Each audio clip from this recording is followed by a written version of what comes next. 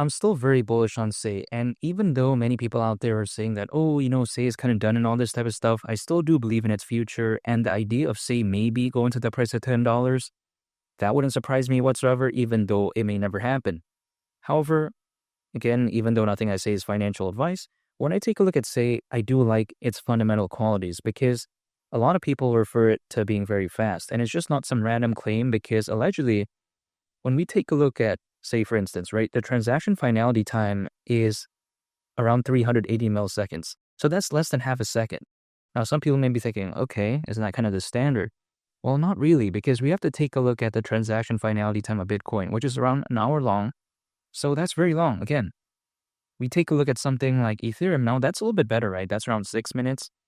But again, not as amazing as Say. Now, we take a look at something like Solana, which is around 2.5 seconds. Now, that's very impressive. But again, Say is literally less than half a second, allegedly. So this is absolutely just mind-blowing to me. Even though when I take a look at great fundamentals when it comes to project, it doesn't guarantee anything moving forward because we see meme coins and whatnot do very well. So having good fundamentals isn't a guarantee. But again, I do like how Say is very amazing. And we got to think about how Say has an aspect of EVM, right? We have to take a look at EVM stands for Ethereum Virtual Machine. Now, why is being sort of like having this aspect really amazing? It's because we take a look at the Ethereum ETF, which is absolutely fantastic. And let's face it, Ethereum, despite its kind of drawbacks, right? Like, for instance, I would arguably say very high gas fees and also scalability issues, which people don't really are a big fan of, right? These are kind of drawbacks that Ethereum has. So then we have to consider that, even despite all this is still many people's go-to layer one blockchain. So of course, when it comes to something like Say, even being much better, sometimes it's not enough.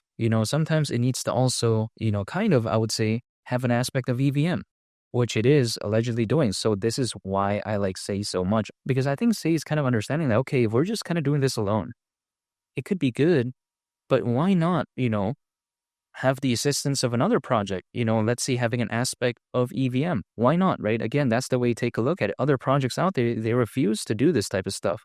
But then not something like Say. Say really reminds me of something like Cody. Cody initially was focused on the payments market. Then it shifted to become an Ethereum layer 2. Again, these type of projects, I like them because it kind of showcases how they're willing to move on and willing to expand their horizons. And I do love that. Now, even besides all that, we have to take a look at how allegedly Say can facilitate around 12,500 transactions per second. And it's even, again, been noted to process over 1 billion transactions. So this is how amazing I think Say is. But of course, it doesn't guarantee anything for its future.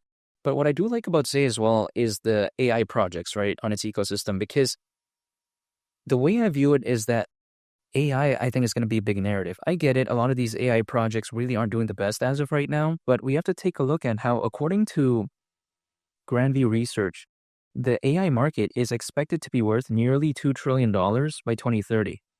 That's kind of crazy.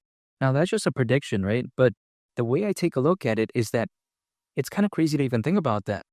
Now, 2030, I get it, is still a ways away, but during a fully fledged bull run, people usually care about the narrative. They care about, kind of what is popular as of right now. And I think AI, again, it's kind of having like a slowdown a little bit when it comes to this space. But I think eventually, if, let's say, a fully fledged type of altcoin season does happen, I think it's going to gain maybe a lot of attention, like what we saw back then, but maybe in a much better way.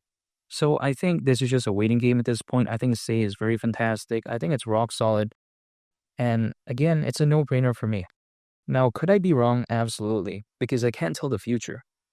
But then the way I view it is that I can at least take a look at the present and the past. And in the present, I feel like Say is good, but let's also take a look at the past a little bit and see when it comes to the altcoin space, because usually altcoins, as a worst case scenario, they typically peak around a year and a half after a Bitcoin halving event. So based off the last one, which happened in April of last year, that would actually mean around October this year. Now, that's no surefire date because that's just based off history.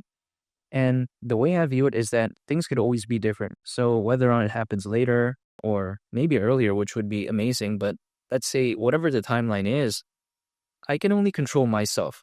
And that is just by me believing in the projects that I believe in and just constantly dollar cost averaging and just be consistent.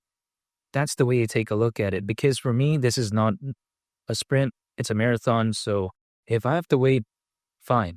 That's the way to take a look at it. And if we take a look at, say, go into the price of $10, considering current circulating supply, at that point, market cap would be around $53.5 billion, which is around 50x from here.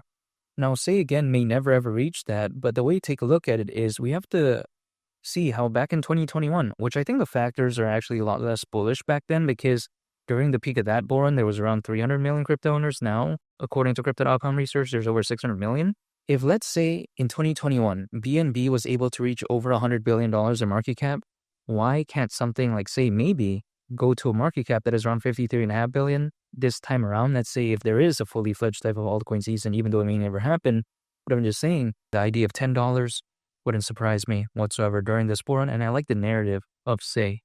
And make sure to subscribe if you gain value from this video. I greatly appreciate it. It's been Lee the Captain, and I'll catch y'all on the next one. I'm out. Peace.